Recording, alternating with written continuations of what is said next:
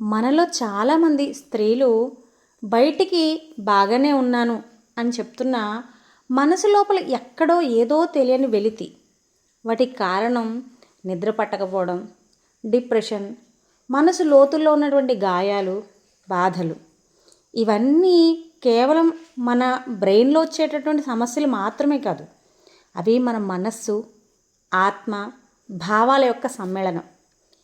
కాబట్టి మన మనస్సుని మనం అర్థం చేసుకుంటూ మనకి మనం కొంత సమయం ఎప్పుడైతే కేటాయించుకుంటూ ఉంటామో వీటన్నింటి నుంచి క్రమంగా మనల్ని మనం బయటికి తీసుకురావచ్చు. మనసు లోపల ఉన్నటువంటి బాధలని ఎప్పుడైతే ఒక పేపర్ మీద రాస్తామో ఆటోమేటిక్గా మన మాట భగవంతుడు వింటున్నాడు అనేటటువంటి ఒక ఆలోచనతో మనం ఆ యొక్క బాధ నుంచి బయటపడతాం.